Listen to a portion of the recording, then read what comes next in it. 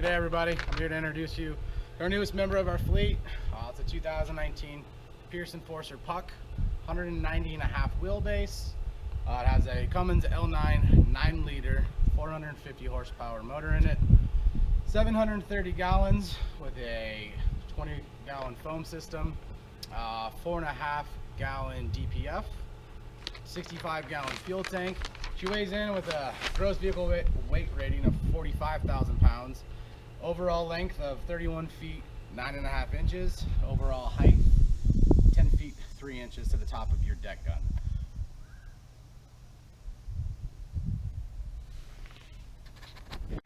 As with every new rig, there's always new idiosyncrasies to start the vehicle, but not with this one. Pretty simple. To do so, you come in, find your master switch, easy turn switch on. You're gonna go from there to the ignition right above it. Everything is in line. First you gotta turn it on. Let the gauges cycle through. By cycle I mean they go from one side of the gauge to the other side. All warning lights should come on and then turn off with the exception of your parking or air. To start it, come to the start button. Depress it.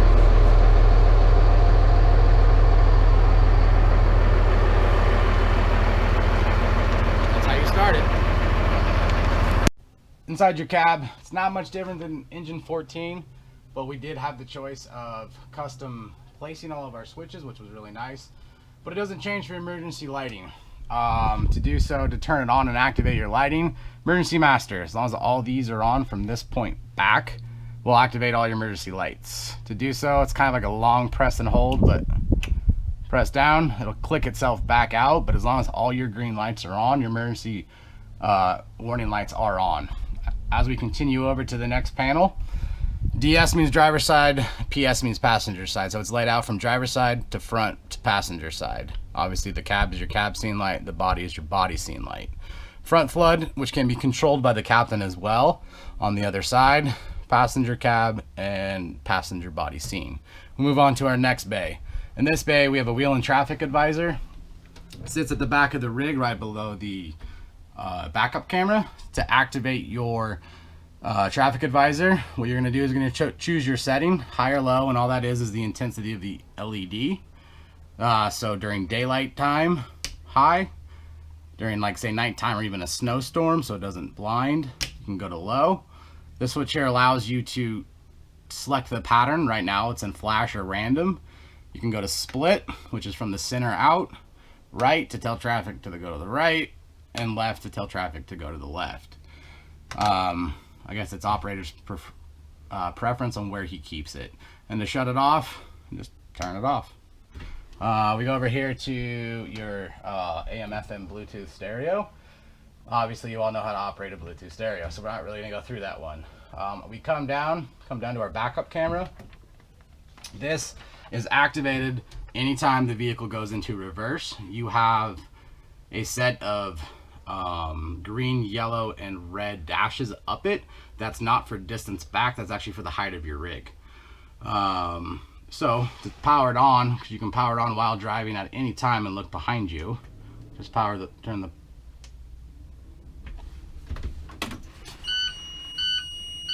ignition must be on, turn it on.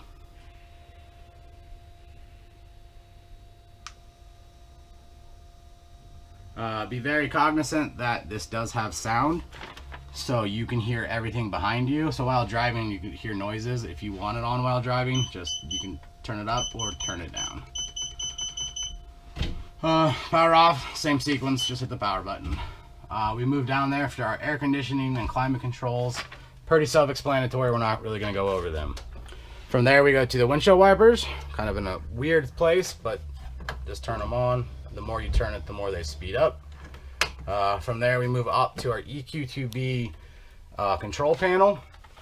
This, to activate, must have the emergency master switch on. So it's just like engine 12, or I believe engine 14 has the same one.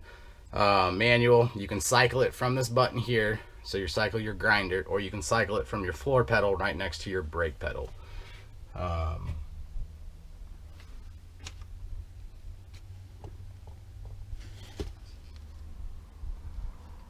We come back to the panel. Electronic air horn. You can break it from here. The captain also has the ability to break it from his panel. He also has the ability to activate it from on the other side right here by a push button. He also has an air horn push button right there as well. The radio, it's just if you want to talk through the PA. And then you also have 3 other siren settings: Yelp, and priority. We go down here to the pump gauges, foam and water, which we'll go over later in another video. We move down to the next panel down. This is your engine brake on off switch, engine brake high, medium, low. We also have, just like in the ambulance, the backup alarm disable. So when we go into backup, we can actually shut that beeping noise off. The moment you go into neutral and go into reverse again, it turns back on. Opticom, the electric horn and air horn switch, all that does is for your steering wheel horn, it changes it from an air horn to your standard car horn. We go move over to your tire chains, same models we've always used, but to activate them, you must pull that down and then press the button in place. We move that in there to our Allison transmission keypad. If we were to press plus and minus at the same time, it should come up your temperature. As long as the rig is running, it will show OL okay, OL low, which means it's low, and it would tell you how many quarts low, or OL high, OLH, and it will tell you how many quarts it's too high. But it must be on level ground and running and warmed up. Other than that, it's just like any of other selectors: reverse, neutral, drive, and then your gear selector. Parking brake, nothing different there. We come below the parking brake and you have your mirrors. Both your flat mirror or your long tall mirror and your convex or your fisheye mirror is power controlled. So obviously when it's facing to the right, you'll move your right mirror. Facing to the left, you'll move your left mirror. We come down across over to here. You have your high idle button. As long as you have a green light, you can depress this button and it will go into high idle at about 1,000 RPM.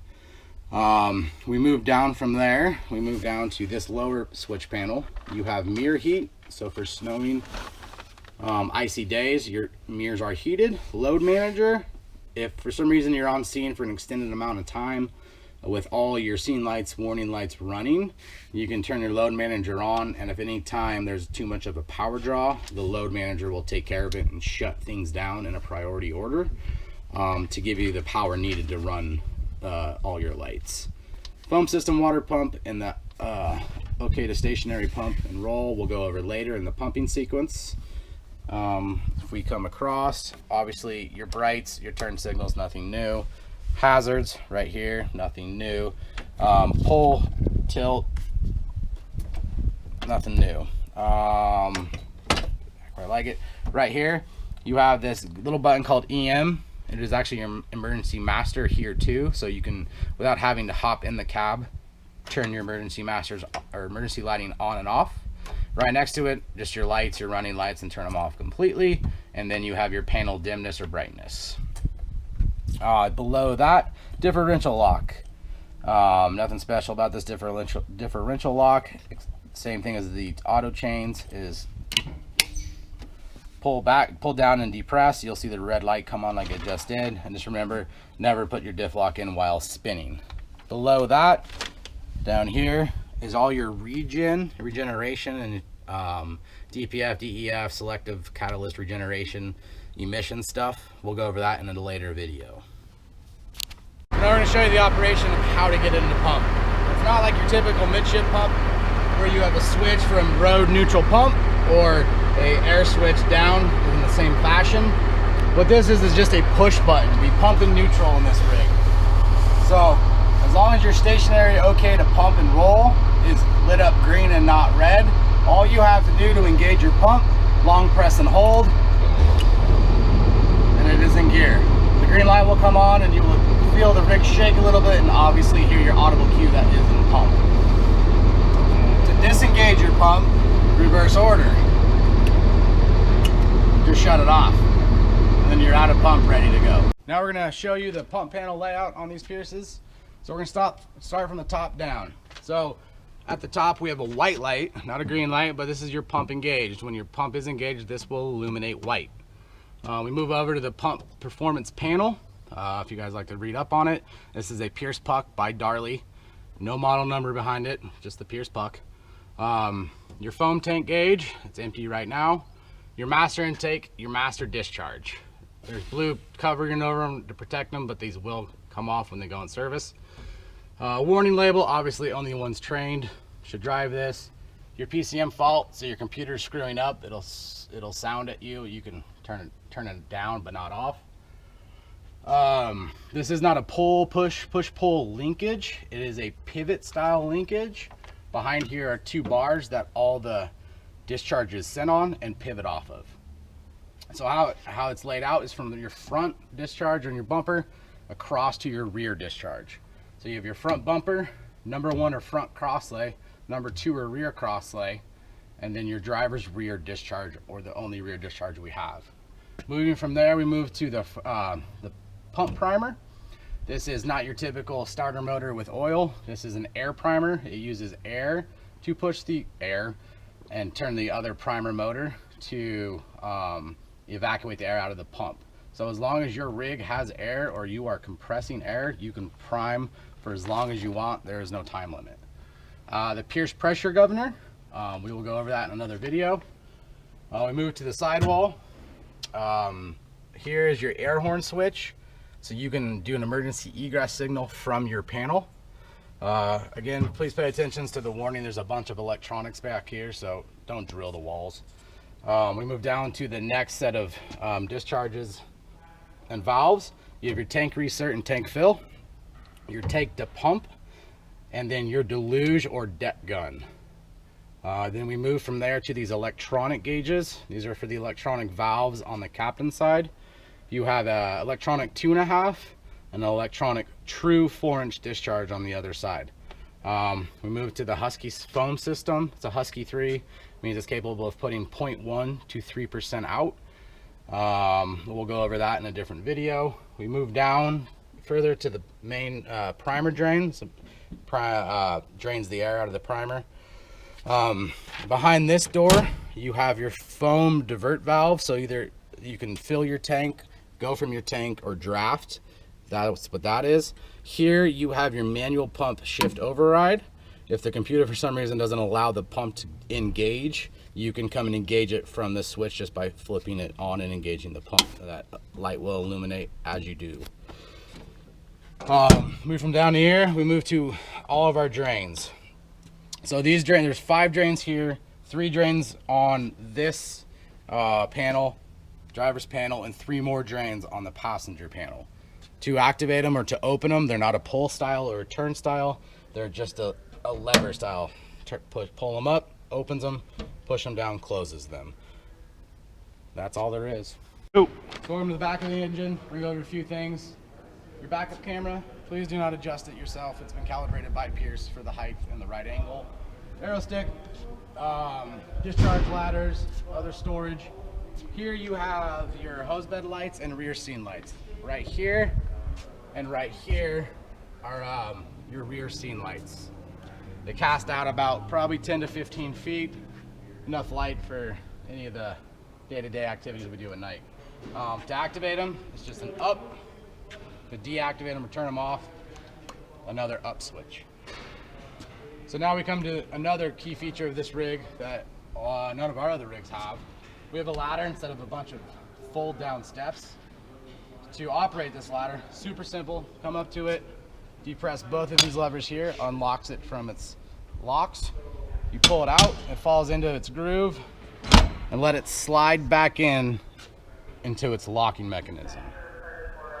To get this down and extended, push up, take this lever here, push in, and let it slide down. Now to fold it back up for daily use, and we're not using it, slide it up, auto locks in place. You come through, you can come from the top, you can come from the bottom, doesn't matter. Pull back, lift up like doing a bicep curl, and it'll lock itself right into place.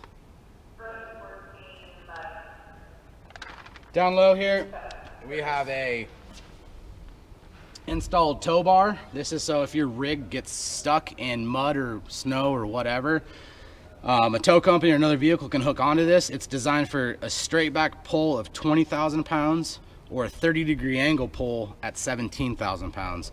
It's also going to be utilized as a rope rescue anchor because of its strength. Welcome to the top of the rig.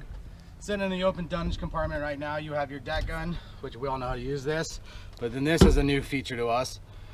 This is the foam pump, oil pump, cooler, and reservoir. So during your checks, you want to come in here, open this right here. It'll pull out. Just make sure that you have your oil between this groove and that groove. If you need to fill it, please only use the recommended hydraulic oil that Pierce has provided us. Below where Captain Costa is standing, right here, is a covered dunnage area. You have your water fill and your foam fill underneath here with a bunch more storage. This dunnage is independent, or these covers are independent of the hose bed cover, so you don't need to open multiple covers to get to it. So along with your daily maintenance and checks, we have an open differential cover here. You can actually see your oil levels and where they need to be. You have a full line right here and an add line. So anytime it's below this bottom groove, you need to call Dustin when you have some added. The back, it's right here at the back, back duals. Pierce has provided us this tool, so it should stay with the engine. All you're gonna do is come up, hook it. You're gonna hear a couple like audible clicking sounds. That's okay. Grab it.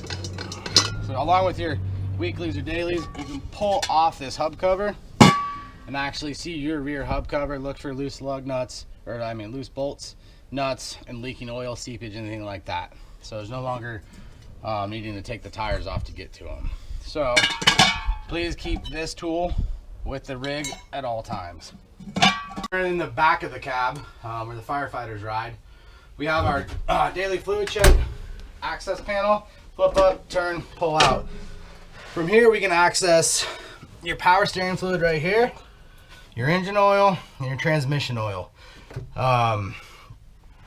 can also just look at kind of the cleanliness of the motor, any leaks through this port. But that's all there is to this little panel right here. Now we're going to review the cab tilt procedure on these. To do so, your master switch must be on and your ignition must be on. There is no longer a plug with a long remote. It is all right here on the captain side underneath the crosslays. So to raise or lower it, you come to this switch, open this up to go into the raised position, switch up, come to the activate button, and when you activate, it will lift the cab. Again, follow these for cab tilt procedure.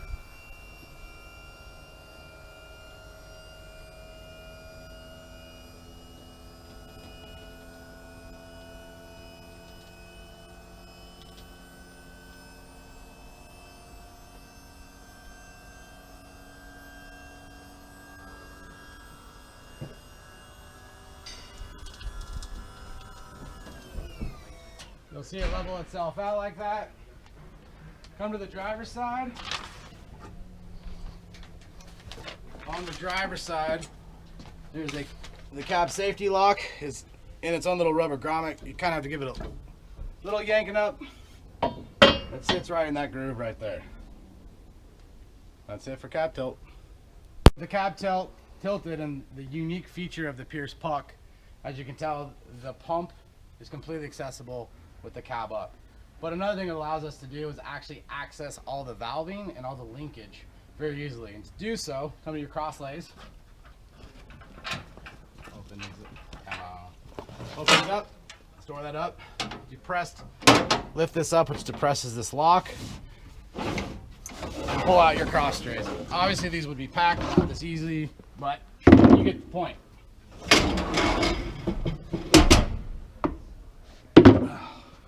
So from here, you can actually take a deep look into all your manifold, your valving, your piping, everything like that. To access it, you come to the captain side. There are built-in steps. Please only step where it says to step. Don't step where it says no step.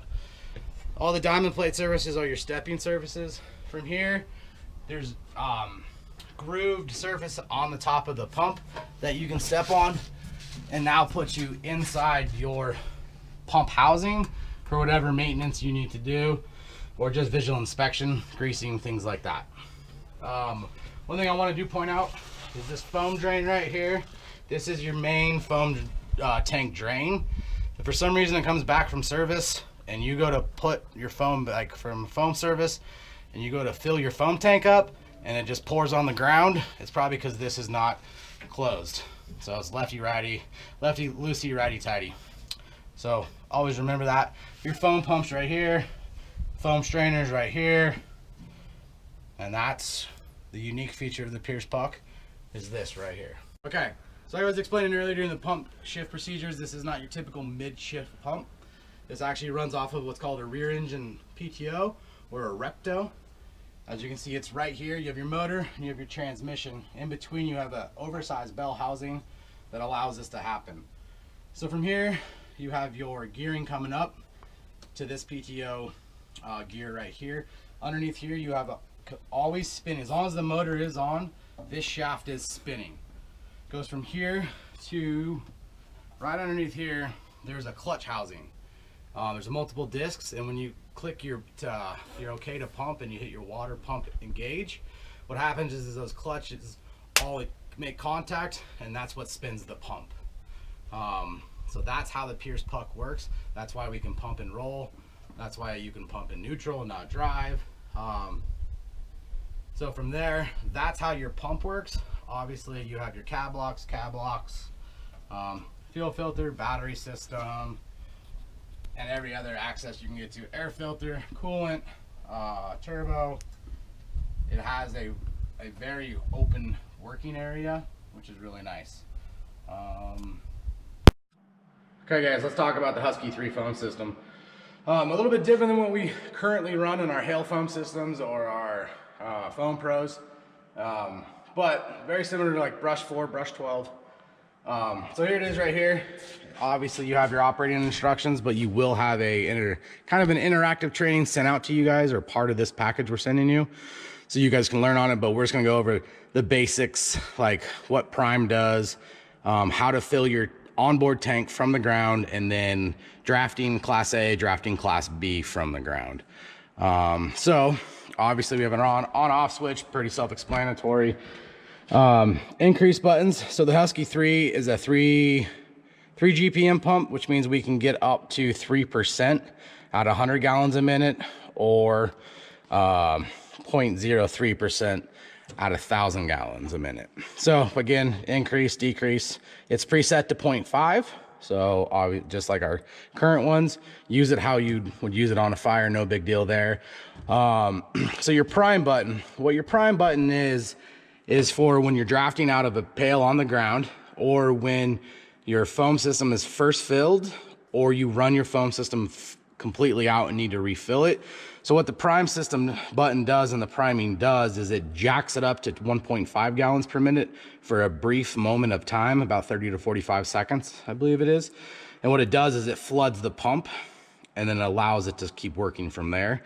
So every time you run out of foam in your holding tank and you refill it, you're going to need to prime the system, and also priming from a pail, which we'll go over soon. So to get to the fill system, how to fill these, what you're gonna do, inside these rig will be located the fill tubes and the draft tubes. What you're gonna do is come to your panel.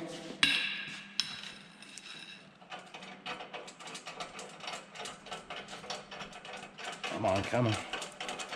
Unscrew this hose attachment essentially.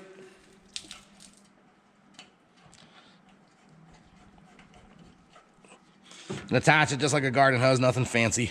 You're gonna make sure you're in the draft position. So you have draft and the tank. If you're in the tank, you're coming from your tank. Draft, you're coming from your hose. So make sure you're in the draft tank position.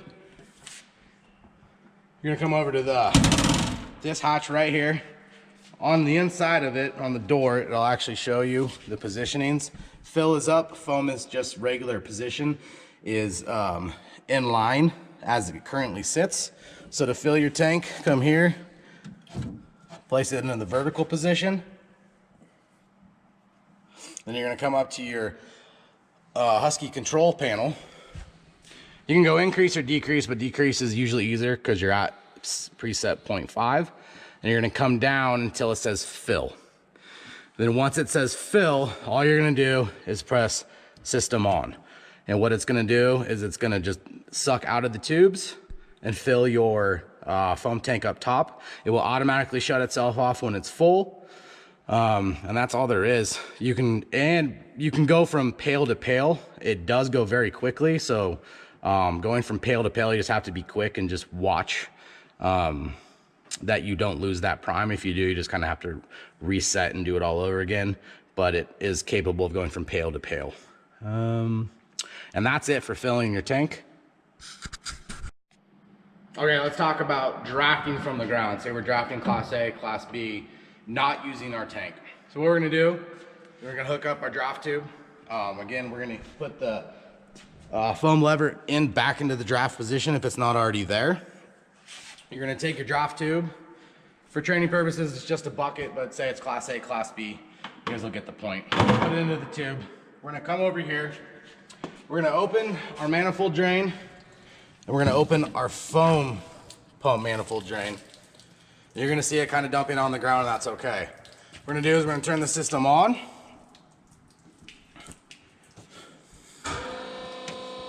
You're gonna hear it running right now, but then we're actually gonna go into prime mode. And what that does is it starts sucking from the bucket, the Class A, Class B, whatever you have. I'm gonna shut it off just for sound. So you're gonna hold the prime button and you're gonna see it go up the tube just like you're drafting water. And what you're looking for out of the discharges is a foam solution.